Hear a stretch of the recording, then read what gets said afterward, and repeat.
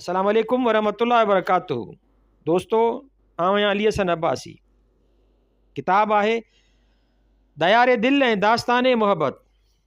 मुल्क दिल जो मोकरो जंहिंजो अर्श ज़मी आसण। छुट्टो फ़कीर सांगी। मुसनिफ़ GM सैयद। छपाईंदड़ फिक्शन हाउस लाहौर, हैदराबाद, कराची। छापो पहिरियों साल 2013 ईस्वी। किस्त 8। नंबर 1 ज़ाहिरी इल्मु। ज़ाहिरी इल्म जूं शाख़ूं सवन ताईं वञी पहुतियूं आहिनि, जन सभिनी जी तशरीह करणु मुंहिंजी ताक़त खां मथे आहे। हिते आउं उन्हनि इल्मनि जो ज़िक्र करियां थो जन जी कुझु मूंखे मालूमात मुयसरु थी आहे। नंबर 1 मज़हबी इल्मु। नंबर 2 फ़लसफ़े जो इल्मु। नंबर 3 तसव्वुफ़ जो इल्मु। नंबर 4 तारीख़ जो इल्मु। नंबर 5 सियासी इल्मु। नंबर 6 इक़्तिसादी इल्मु। नंबर 7 नफ़्सियाती इल्मु। नंबर 8 आम मालूमात जो इल्मु। उन्हनि इल्मनि जी मुख़्तसर तशरीह करे पोइ आउं उन ई ॾस में हासिलु कयल मालूमात जो ज़िक्र कंदुसि। मज़हबी इल्मु। इन में मूंखे ॿुधायो वियो त दीन इस्लाम दीन हो, उहो मुकमिल ज़ाब्ता हयात जो हामिल हो। उन में इब्तिदा खां आख़िर ताईं ज़िंदगीअ लाइ राह हिदायत ॾिसल हुई। उन जे वसीले रूहानी तरक़ी ऐं निजात हासिल थी सघण वारी हुई। उन जे तालीम जो मुंबा क़ुरान हो। उन करे मज़हब खे सम्झण लाइ पहिरीं क़ुरान शरीफ़ माना सां मौलवी मोहम्मद सालिह अब्बासी ऐं मौलवी अल्लाह बख़्श दादू वारनि खां पढ़ियुमि, पोइ उन जा हेठियां शरह पढ़ियुमि। नंबर 1 मौलवी मोहम्मद अली लाहौरीअ जो अंग्रेज़ी तर्जुमो। नंबर 2 मारमाडेविक पिकथाल लाहौरीअ जो अंग्रेज़ी तर्जुमो। नंबर 3 अलामा यूसुफ अली लाहौरीअ जो अंग्रेज़ी तर्जुमो। नंबर 4 क़ुरान शरीफ़ जे कन सिपारनि जो सर सैयद अहमद ख़ान जो तर्जुमो। नंबर 5 मौलाना अबुल कलाम आज़ाद जो तर्जमानुल क़ुरान। नंबर 6 तफ़सीर हुसैनी। नंबर 7 तफ़सीर पीर राशिदुल्ला शाह राशिदी। बावजूदि उन्हनि जे पढ़ण जे इस्लाम जी पूरी परूड़ न पइजी सघी। उनखे वधीक सम्झण लाइ मूंखे हदीसुनि पढ़ण जी तरग़ीब ॾिनी वई, जंहिं ते मूं सही बुख़ारी पढ़ी पूरो कयो, लेकिन अञा बि मज़हबी मालूमात अधूरी रहिजी वई। उन ते इस्लाम जे जुदा जुदा फ़िरक़नि तरफ़ां मज़हबी तशरीहुनि ते किताब पढ़ियमि, जंहिंमें अहले सुन्नत, अहले शियत, कादियानी, अहले हदीस ऐं मुख़्तसिर तरह अक्सर ई सभिनी फ़िरक़नि बाबति मालूमात हासिलु कयमि।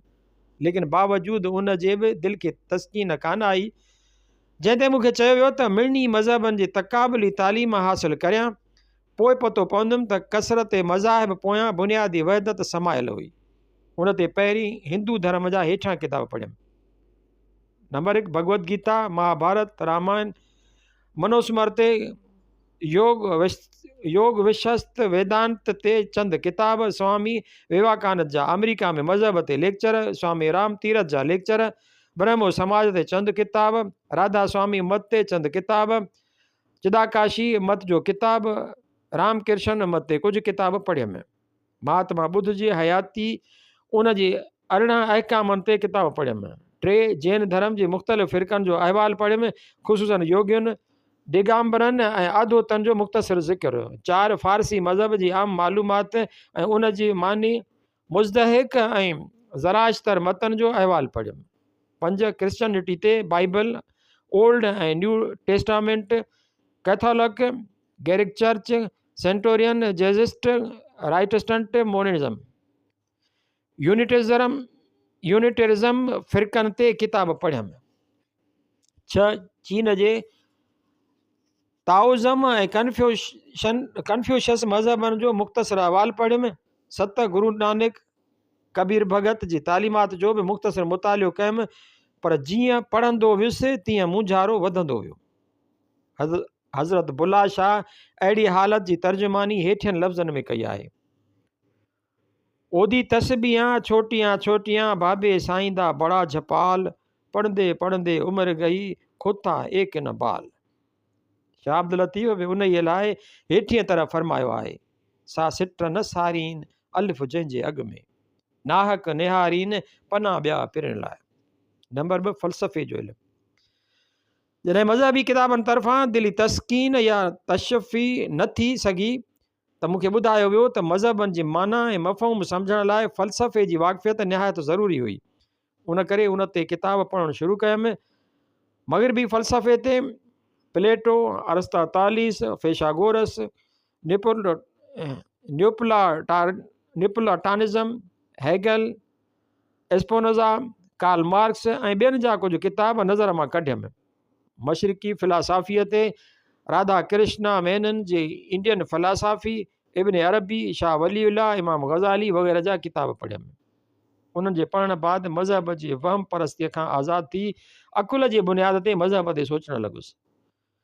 उनखां पोइ वहदतुल वजूद, वहदतुल शहूद, मेटलिज़म जा तफ़ावत सम्झणु लॻुसि। एंटीथेसिस ऐं सिंथेसिस जे नुक़्ताए निगाह खां मुख़्तलिफ़ मसइलनि ते ग़ौर करणु लॻुसि। उन मां मूंखे मालूम थियो त मज़हब ऐं ज़िंदगीअ जे मसइलनि खे पूरी तरह सम्झण लाइ फ़लसफ़े जी ॼाण निहायत ज़रूरी हुई। अॼुकल्ह physical science, technology, mechanism, medicine ऐं इंजीनियरिंग, एग्रीकल्चर वग़ैरह इल्मनि ॾे ज़्यादा तवजो ॾियण करे माण्हू मादी तरक़ी कंदा वञनि था, ज़रूरियात ज़िंदगीअ खे उन्हनि जे हुसूल सहल करे छॾियो आहे, लेकिन फ़लसफ़े तरफ़ घटि तवजो ॾियण करे बुनियादी ॻाल्हियूं जहिड़ो कि इतिहाद इंसानी, अमन आलम ऐं कल्चरल तरक़ीअ में घणो कुझु थी न सघियो आहे। नतीजे में क़ौमी इख़्तिलाफ़, बदअमनी, बद इख़लाक़ी ऐं जंगियूं घटिजी न सघियूं आहिनि। फ़लसफ़े जी ॼाण न रुॻो मुंहिंजे मज़हब में रहबरी कई, पर सियासत, इक़्तिसादियात, समाजी ज़िंदगी, नफ़्सियात वींदे इश्क जे मामलनि में बि घणी मालूमात मुयसरु कई। अॻिते हली मूंखे मालूम थियो त फ़लसफ़ो इल्म जो जोहर हो, उन खां सवाइ इल्मु बेजान हो, लेकिन इश्क जी रहबरीअ खां सवाइ फ़लसफ़ो अधूरो हो। फ़लसफ़े मूंखे मज़हब में वहम परस्ती ऐं ख़ुदा शनासीअ जे विच में तमीज़ जो मादो अता कयो। फ़लसफ़े मूंखे सियासी ज़िंदगीअ जो मक़सदु ऐं मुराद सम्झण में मदद कई। फ़लसफ़े मूंखे मासूमियत जे बेहिश्त खां ॿाहिरि कढी शकनि जी दुनिया में धिके छॾियो। फ़लसफ़े मूंखे सच ऐं कूड़, ग़लति ऐं सही, आर्ज़ी ऐं दाइमी ॻाल्हियुनि जे मुख़्तलिफ़ पहलुअनि खां वाक़िफ़ु कयो। फ़लसफ़े मुंहिंजी समाजी ऐं कल्चरल तरक़ीअ जी राह में रहनुमाई कई। फ़लसफ़े मूंखे इख़लाक़ जे मुंजमिद ऐं महदूद दायरे मां कढी उन जी इर्तिकाई ऐं परापकारी मक़ासद जो पतो ॾियारियो। फ़लसफ़े मूंखे इक़्तिसादियात जे मुख़्तलिफ़ नज़रियनि जे विच में तमीज़ पैदा कई। फ़लसफ़े मूंखे इश्क जी माना ऐं मतिलब सां शनाख़्त कराई। फ़लसफ़े मूंखे तक़लीद मां कढी इत्तिहाद ऐं इनक़लाब तरफ़ राग़िब कयो। फ़लसफ़े मूंखे ज़हनी ऊंदहि मां कढी अकुल जी रोशनीअ सां रोशनास कयो। फ़लसफ़े मूंखे मटीरियलिज़म ऐं आइडियलिज़म जे जुदागाना निगाह खां वाक़िफ़ु कयो। फ़लसफ़े मूंखे सियासत जे मुख़्तलिफ़ नज़रियनि जहिड़ो कि जमहूरियत, आमिरियत वग़ैरह जे फ़ाइदनि ऐं नुक़साननि जी मालूमात मुयसरु कई। फ़लसफ़े मूंखे जागीरदारी, सरमाएदारी ऐं इश्तराकियत जे इक़्तिसादी नज़रियनि जी मालूमात मुयसरु करे इस्तेसाल ऐं गॾियल मफ़ाद जे मसइलनि ते रोशनी विधी। जेकॾहिं मज़हब मूंखे ज़िंदगीअ जी इब्तिदाई मसइलनि में थीसिस बुनियादी मवाद मुयसरु कयो त इल्म फ़लसफ़े उन जे मुक़ाबले में एंटीथेसिस पेश कयो। फ़लसफ़े मज़हबी दुनिया में उहो कमु ॾिनो जो पैगम्बर ज़रदश्त हक़ीक़त शनासीअ लाइ ॾिनो हो। नंबर 3, तसव्वुफ़ जो इल्मु। मज़हब मूंखे ज़िंदगीअ जी थीसिस नज़रियनि जी इब्तिदाई मवाद खां वाक़िफ़ु कयो ऐं फ़लसफ़े मूंखे ज़िंदगीअ जे एंटीथीसिस तज़ाद तक़ाबुली जे तमीज़ अता फ़रमाई, पर अञा आउं दोही जी दुनिया मां शकनि खां ॿाहिरि निकिरी न सघियो हुउसि। कॾहिं जमहूरियत, कॾहिं आमिरियत, कॾहिं सरमाएदारी, कॾहिं सोशलिज़म, कॾहिं आइडियलिज़म, कॾहिं मटीरियलिज़म, कॾहिं इख़लाक़, कॾहिं छिड़वागी, कॾहिं हक़ ऐं नाहक जी तमीज़ तमीज़ में हैरान ऐं सरगर्दान पे रहियुसि। बक़ौल हाफ़िज़ शिराज़ी, किस्नदा नस्त के मंजिले गह माशूक कुजासत ऐन कदरे हस्त के बांगे जर्स में आयत। माना कंहिंखे पतो न हो त माशूक जी मंज़िल कहिड़ी जाइ ते हुई, सवाइ हिन ॻाल्हि जे त हिकु अज़गे बि आवाज़ु छिकींदो रहियो थिए। हुन वांगुरु पतो न थिए पियो त आख़िरी मंज़िल कहिड़ी हुई, छाकाणि त मज़कूरा बाला मुख़्तलिफ़ ऐं तज़ाद नज़रिया मुकमिल ऐं हर्फ़े आख़िर न हुआ, उहे बि इर्तिका पज़ीर ऐं तब्दील थींदड़ नज़र आया थे। तंहिं करे मूंखे टीं कंहिं अहिड़ी ॻाल्हि जी ज़रूरत पई महसूसु थी जंहिं ज़रिए आउं दोही जे दरिया खां ॿाहिरि निकिरी आज़ादीअ जो साहु खणी सघां। उन राह में तसव्वुफ़ मूंखे घणी मदद कई। पहिरीं मूं तसव्वुफ़ में किताब पढ़िया। इस्लामी किताबनि मां अहिया उल उलूम, कीमियाई सआदत, सराउल आलमीन गज़ालीअ जा पढ़ियमि। मंतकुल तैर ऐं ॿिया किताब ख्वाजा अतार जा नज़र मां गुज़रिया। फ़सूसुल हुकुम ऐं फ़तुआ ते मकी इब्न अरबीअ जा पढ़ियमि। नफ़ातुल अनस ऐं ज़ुलेखा मौलाना जामी जा बमा कुलियात जामी पढ़ियमि। जदतुल बालिगा शाह वलीउल्लाह जो पढ़ियमि। कशफुल महजूब दाता गंज बख्श जो पढ़ियमि। मकतूबात इमाम रब्बानी, सकीनतुल औलिया, सैरुल औलिया, मिज़ाजुल बहरैन, दारा शिकू जा ॾिठमि। अवारिफुल मारिफ, साहिरवर्दी, मसनवी, मौलाना रूम शाह जो रिसालो, सचल सरमस वग़ैरह जा कलाम पढ़ियमि। हिंदुनि जा योग वस्त, ज्ञान प्रकाश, गीता, श्रीमद भागवत, राम कृष्ण उपदेश वग़ैरह किताब नज़र मां गुज़रिया। अहिड़ी तरह थियोसॉफिकल सोसाइटी जा मुख़्तलिफ़ किताब, सीक्रेट डॉक्ट्रिन्स, मैडम बेल्टोविस्की, ऑक्टिज़म वग़ैरह किताब पढ़ियमि। उनखां पोइ गौर ऐं फ़िक्र ज़रिए कुझु मालूमात हासिलु कयमि, जंहिंजो ज़िक्र अॻिते हली बातिनी इल्म जे सिरे हेठि बयानु कंदुसि। उन्हनि सभिनी ॻाल्हियुनि मूंखे हर ॻाल्हि में कसरत पोयां वहदत जो दर्शन करायो। मज़हबनि जी बुनियादी वहदत, सियासत में एतदाल जो रस्तो, इक़्तिसादियात ऐं सोशलिज़म में शख़्सी एहतराम ऐं आज़ादी, इश्क़ ऐं मिजाज़ ऐं हक़ीक़त जी इम्तिज़ाज, इल्म ऐं इश्क़ जी इम्तिज़ाज, आइडियलिज़म ऐं मटीरियलिज़म जे विच में लिकल ॻांढापे जो कुझु पतो ॾिनो।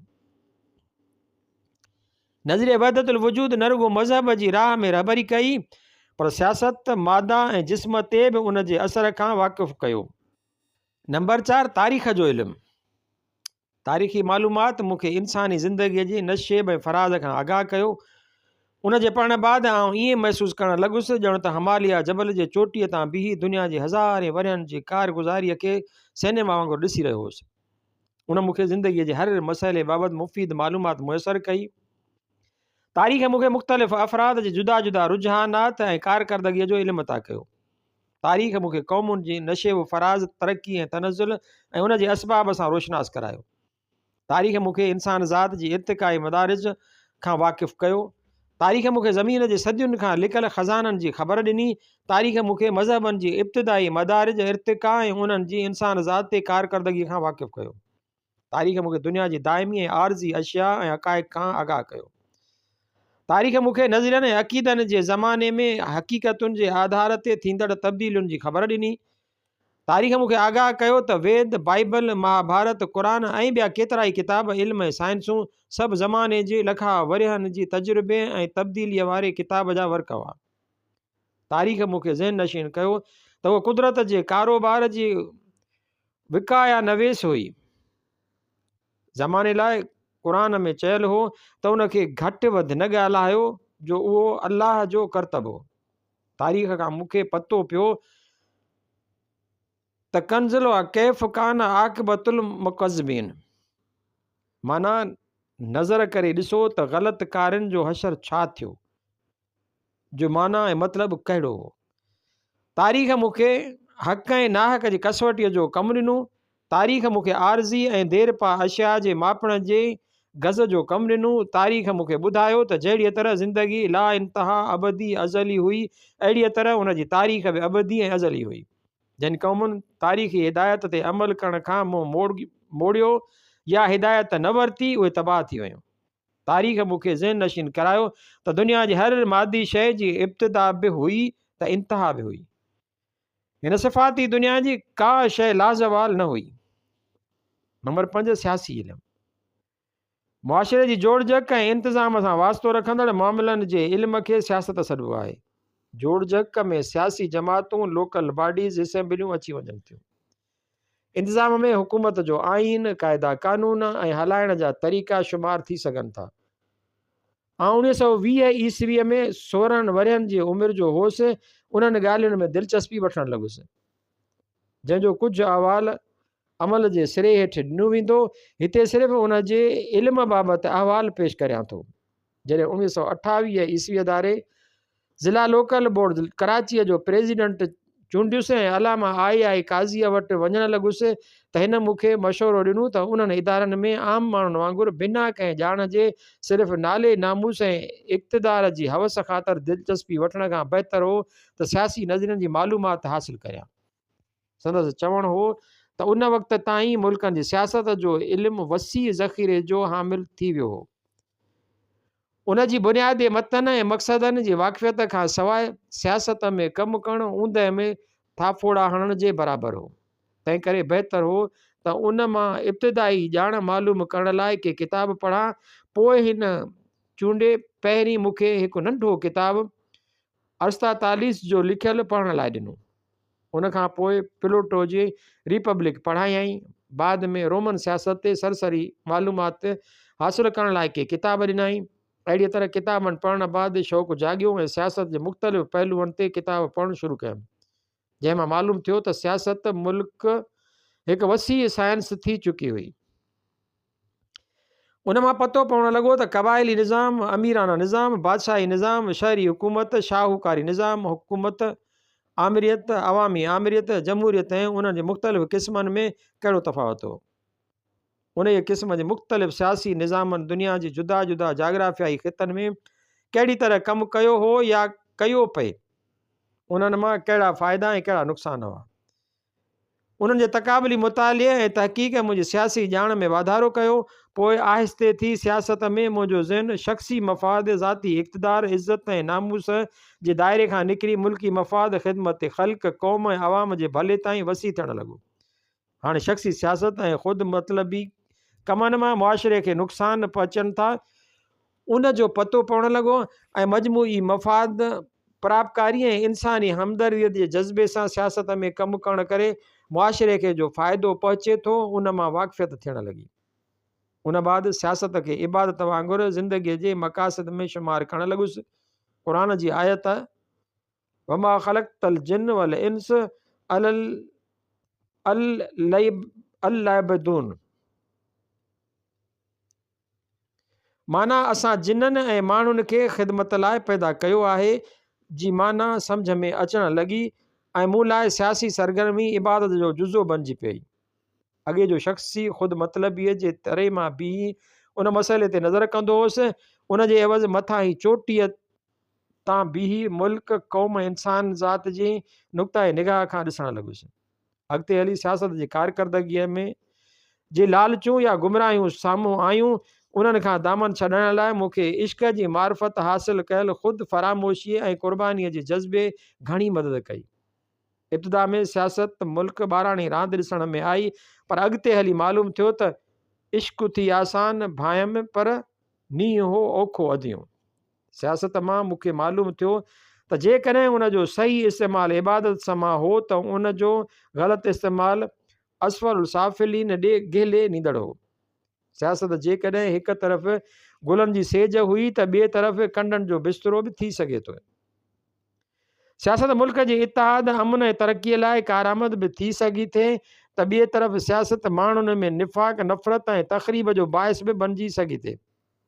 सियासत में ॻण बाद मालूम थियो त माण्हू पहाड़ जे चोटीअ ते बीठल हो, जितां जे संभाले न हलियो त ओड़ा में किरण जो इम्कान हो। उहा पुलसरात हुई जा तलवार खां तिखी ऐं वार खां सनी हुई। उन राह में सदूं मारे सदड़ियनि वांगुरु कमु करणो हो। नंबर 6, इक़्तिसादी इल्मु। हिन इल्म वसीले दौलत जी पैदाश ऐं तक़सीम बाबति मालूमात मुयसरु थिए थी। माण्हू साह वारनि जानवरनि मां आहे, उन्हनि खे खाधे, कपिड़े, जाइ, रिहाइश, बीमारीअ वक़्तु दवा ऐं ॿी गुज़रे मुआश लाइ कमु करणो पवे थो, जंहिं मां हिन खे ज़रूरियात ज़िंदगी हासिलु थियनि था। इब्तिदा में माण्हू जानवर जे गोश्त, मच्छियुनि, वणनि जे पननि ऐं फुलनि ते गुज़रान कंदा हुआ। ज़िंदगी सादा गुज़ारण करे हिन खे मुआशी गुज़र लाइ कनि ख़ासि पाबंदियुनि खां आज़ादी नसीब हुई। पर जीअं मुआशिरो तरक़ी कंदो वियो त गुज़रे मुआश जा सवाल बि पेचीदगी हासिलु कंदा विया। नतीजो उहो निकितो जो मुख़्तलिफ़ सबबनि करे कनि माण्हुनि खे वाफ़िर वसाइल हासिलु थिया त के नादार ऐं मुफ़लिस रहणु लॻा। दुनिया में झेड़नि, झगड़नि, बदअमनी ऐं फ़सादनि लाइ ॿिनि ॻाल्हियुनि सां गॾु मुआशी मसइला बि कारण बणिया आहिनि। आख़िर में जीअं मुआशिरे जी मुहज़िब थियण बाद ॿियनि मसइलनि लाइ के दस्तूर ठहिया, तीअं मुआशी मसइलनि ते बि मुख़्तलिफ़ नज़रिया ठही निज़ाम वजूद में आया। सियासत में दिलचस्पी वठण बाद इक़्तिसादी मसइलनि जी ॼाण जी ज़रूरत महसूस थी। अलामा आई काज़ी ऐं मिस्टर जेठमल परसराम जी सोबत मूंखे उन मसइले ते मालूमात हासिलु करण लाइ मुख़्तलिफ़ नज़रियनि ते किताब पढ़ण जो मौक़ो मुयसरु कयो। अॻिते हली मालूम थियो त इक़्तिसादी मसइलनि जो मदार 3 मुख्य अज्ज़ा ते हो: महिनत, हुनर, मूड़ी, जन जे पैदा करण ऐं तक़सीम बाबति मुख़्तलिफ़ नज़रिया ईजाद हुआ, जन मां मुख्य हेठियां हुआ: फ्यूडलिज़म ज़मींदाराना निज़ाम, कैपिटलिज़म सरमाएदाराना निज़ाम, सोशलिज़म मुनसिफ़ाना पैदावार ऐं विरासत जो निज़ाम। जन जूं तशरीहूं कयूं वयूं थे। हिन वक़्तु हुन ॾस में मुख्य 2 गिरोह वञी रहिया हुआ: नंबर 1 सरमाएदाराना निज़ाम, नंबर 2 सोशलिस्ट निज़ाम। उहो इल्मु हिकु साइंस जी सूरत अख़्तियार करे वियो आहे। मुल्की सियासत जा अॻे हैसियत रखंदड़ हुई, अॼुकल्ह जी मालूमात उनखे मुआशियात जे मातहत करे छॾियो आहे। हाणे ईअं चवण में अचे थो त हर मसइले जी पाड़ गुज़रे मुआश जो मसइलो आहे। फ़साद ऐं अमन, गुरबत ऐं आसूदगी, निज़ाम ऐं बदनज़मीअ लाइ मुआशियात खे वॾो दख़ल आहे। इक़्तिसादियात जी उन मुख़्तसर मालूमात बाद सियासत जो ज़िंदगीअ जे निज़ाम सही मक़ाम मालूम थी सघियो। अॻिते हली ही मालूम थियो त मसावात इंसानी सियासत जो आख़िरी मुतमए निगाह हो। उहा मसावात मुआशी इंसाफ़ खां सवाइ मुयसरु थियणु मुश्किल हुई। नंबर 7 नफ़्सियाती इल्मु। उनखे अंग्रेज़ीअ में साइकोलॉजी सॾिजे थो। उहो इल्मु हिन वक़्तु वसी थी वियो आहे। उन जूं जुदा जुदा शाख़ूं आहिनि। हिक जो वास्तो फ़लसफ़े सां आहे त हिक जो तालुक़ु सोशल मामलात सां आहे। हिक जो वास्तो बदन जे मुख़्तलिफ़ रुझानात सां आहे। मूं इब्तिदा में उन तरफ़ तवजो न ॾिनो, लेकिन ऐसाबी बीमारीअ वक़्तु डॉक्टर मुंहिंजो तवजो छिकाए किताबनि पढ़ण लाइ हिदायत कई। जन जे पढ़ण बाद मूंखे उन बाबति मालूमात थी ऐं पतो पियो त ज़िंदगीअ जे हर मसइले में जज़्बात या नफ़्सियात खे दख़ल हो। जेकॾहिं ॻणती, ॾुख, कावड़ हाज़मे खे हिक तरफ़ ख़राबु थिए कयो त उन्हनि ॻाल्हियुनि ख़्यालात खे मुस्तरब करण में बि घटायो कोन थिए। बामी झेड़नि, फ़सादनि, नफ़रत ऐं तशद्दुद में नफ़्सियात खे वॾो दख़ल हो। मज़हब, इल्मु, अमल ऐं इश्क उन जी कारकर्दगीअ खां जुदा थी न थी सघिया। शख़्सी ज़िंदगीअ जी तकमील सोसाइटीअ जे अमन इल्म खे बामक़सद बणाइण लाइ उन जी ॼाण ऐं उन जो सही इस्तेमालु ज़रूरी हुआ। नंबर 8 आम मालूमात जो इल्मु। जीअं मुआशिरो तरक़ी करे, तमदन ऐं तहज़ीब सां रोशनास थींदो वञे ऐं ज़िंदगीअ जा मसाइल वसी थींदा वञनि, तीअं उन जे वसीलनि जी मालूमात में इज़ाफ़ो थियणु लाज़मी थियो पवे। उन करे मुख़्तलिफ़ मसइलनि सां वास्तो रखंदड़ ॻाल्हियुनि जो इल्मु बि ज़रूरी थियो पवे। शहरी ऐं मुहज़ब ज़िंदगी गुज़ारण वारे माण्हूअ लाइ केतिरियुनि ॻाल्हियुनि जी ॼाण ज़रूरी आहे, वरना उन जी हालत उहा थिए थी जहिड़ी झंग जे माण्हूअ खे शहर में छॾण बाद थींदी आहे। ऐं हिकु ॻोठाणो हुउसि, उते त पको रस्तो, न बिजली, न मोटर, न तरह तरह जा खाधा, न सिनेमा, न उम्दा घर ऐं जदीद फर्नीचर, न जदीद वेस वॻा, न तालीम याफ़्ता माण्हुनि जी सोबत, न ज़ालुनि ऐं मर्दनि जो गॾियल जदीद मुआशिरो वग़ैरह ॻाल्हियूं मौजूदु हुयूं। शहर में अचण बाद आहिस्ते आहिस्ते थी मज़कूरा बाला ॻाल्हियुनि सां वास्तो ऐं इल्मु हासिलु थियणु लॻो। तजुर्बे बाद मुख़्तसिर इल्मु हासिलु करणु हिकु ॻाल्हि हुई, पर किताबनि, रेडियनि, अख़बारुनि ऐं इल्मी लेक्चरनि ज़रिए इल्मु हासिलु करणु ॿी ॻाल्हि हुई। हुन करे मूं मामलनि खे पूरी तरह सम्झण लाइ जाग्राफ़ी, अंग अखर, किस्सा, सैरो सियाहत जे ज़रिए मालूमात हासिलु करणु शुरू कई। उन लाइ थियोसॉफिकल सोसाइटी ऐं ॿियनि जायुनि ते वञी लेक्चर ॿुधणु, सिंध जे मुख़्तलिफ़ हिसनि जो सैर करणु, अंगनि अखरनि ऐं सियासत ते किताब पढ़णु, मुख़्तलिफ़ इदारनि में कमु करणु, मर्दनि ऐं ज़ालुनि जी गॾियल सोसाइटीअ में गुज़ारणु, सियासी मामलनि सां वास्तो रखंदड़ ॻाल्हियुनि जहिड़ो चूंडुनि, फ़तेह शिकस्त, इंतकामी कमु करणु, चोरियुनि, खूननि ऐं फ़सादनि जे हक़ीक़तुनि ऐं फ़ैसिला करणु मुंहिंजे मालूमात में काफ़ी इज़ाफ़ो कयो। उहा इब्तिदाई मालूमात हुई।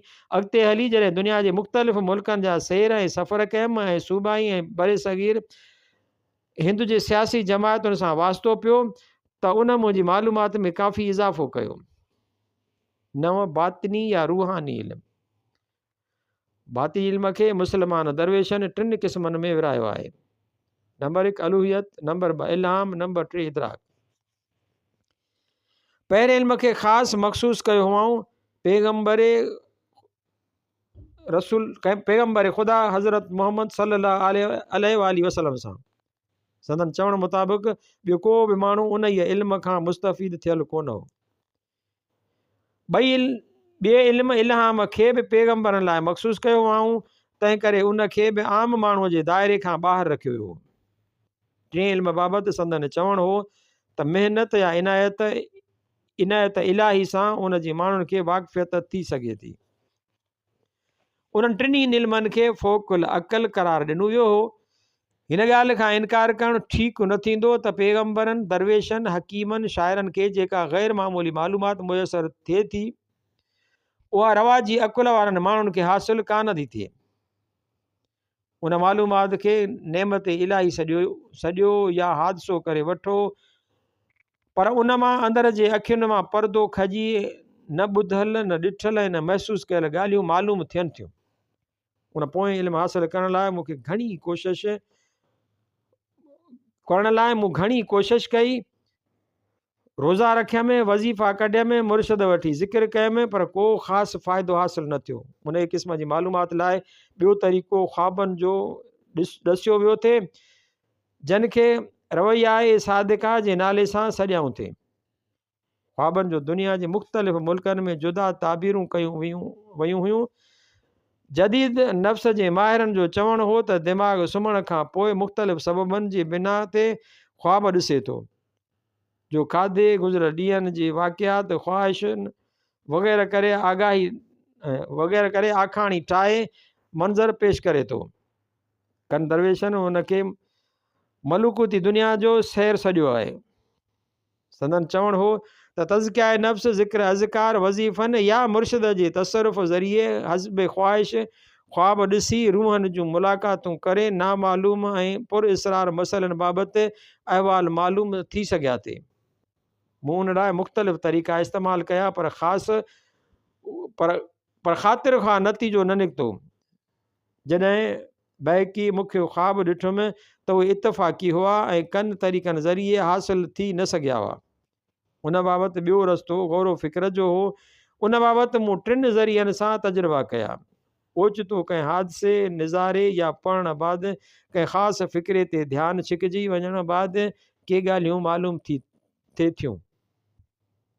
नंबर 2, राति जो निंड फिटण बाद को मसइलो वीचार हेठि अचे उन जो हल मालूम थींदो हो। नंबर 3, निमाज़ पढ़ण बाद कनि ख़ासि मसइलनि ते गौर फ़िक्र करण बाद के ॻाल्हियूं ज़हन नशीन थींदियूं हुयूं। उन्हनि 3 तरीक़नि मुंहिंजी मालूमात में अक्सर इज़ाफ़ो कयो आहे।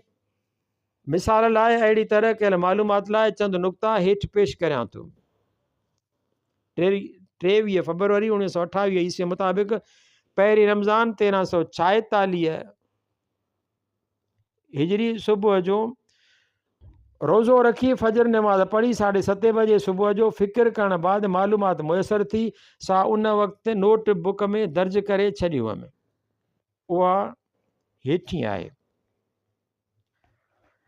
ख़याल सुबुह सन ज़कुए में कदा बरगुश्ता ज़राही ख़ता मराह दरगुज़र करम दरा सवाब अंदाज़। माना ख़ता खां मैखाने जी राह ॾे थिड़ी वियो आहियां, महिरबानी करे वरी मूंखे सिधी राह ते आण। सुबुह जी निमाज़ पढ़ी रहियो हुउसि त जाइ खां ॿाहिरि कुते कुकड़ पुठियां हला कई। उहो कुते जो कुकड़ पोयां जोश मां हला करण ऐं कुकड़ जे भॼण जो आवाज़ मूं जाइ मां ॿुधो। उन तां मूंखे हेठियां सवाल दिमाग़ में पैदा थिया। कुते जो कुकड़ ते हला करण जो सबबु कहिड़ो हो? कुते उहा ओचिती ऐं बेअख़्तियारीअ जी हला छो कई? कुते खे उन हला करण लाइ कहिड़ा सबब हुआ? कुकड़ छो भॻो ऐं कहिड़े जज़्बे हिन खे भॼण ते आमादा कयो? हमले जी ताक़त छा आहे? छो पैदा थी थिए? कुकड़ जो भॼण छाजे लाइ हो? मुक़ाबिलो करणु या साम्हूं थियणु छा आहे? ॿिन्हिनि मां फ़ाइदेमंद जज़्बो कहिड़ो आहे ऐं उहो कहिड़ीअ तरह हासिलु थी सघियो थिए? उन मसइले ते 1 कलाक खनि गौर फ़िक्र करण बाद जे जवाब उन वक़्तु मालूम थिया से बि कलमबंद कया हुआ ऐं हेठि ॾिजनि था। 1, 2, 3 सवालनि जो जवाबु। कुते खे निगहबानी, संभाल ऐं शिकार जी जबलत अता थियल आहे। उन करे हू बिना सोच वीचार जे उन्हनि जे पूराए लाइ क़दम खणे थो।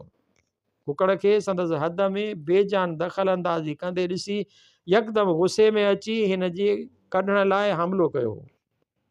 4, 5, 6 सवालनि जो जवाबु। कुकड़ खे बचाव जी जबलत अता थियल आहे। जॾहिं हिन पाण खां ताक़तवर जानवर खे हमिलो कंदे ॾिठो त बचाव लाइ हिन भॼणु शुरू कयो। 5, 6, 7 सवालनि जो जवाबु। हमिलो गुस्से जी हालत में तशदुद ते आमादगीअ खे चइबो आहे। उहो हैवानी जबलत आहे।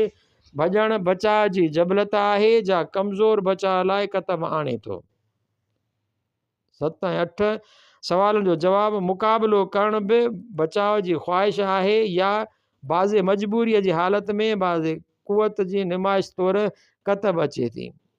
उहे ॿई मौक़े जी मुनासिबत ते कतब अचनि था। उहा मौक़े जी मुनासिबत तमीज़ जी मदद सां मुयसरु थी सघे थी, जा अकुल ऐं इल्म वसीले हासिल थी सघे थी। दिलराग के मुर्दा बोध हयाती नूर रसीद ताबुए अज नसीम मेश दर मशाम रफ़्त। माना मुर्दा दिल खे नई ज़िंदगी मिली जॾहिं खां उन जे दिमाग़ में शराब जी बूइ पती। तारीख़ 24 फरवरी 1928 ईस्वी मुताबिक़ 2 रमज़ान 1346 हिजरी बरोज़ जुम्मा 7:45 सुबुह।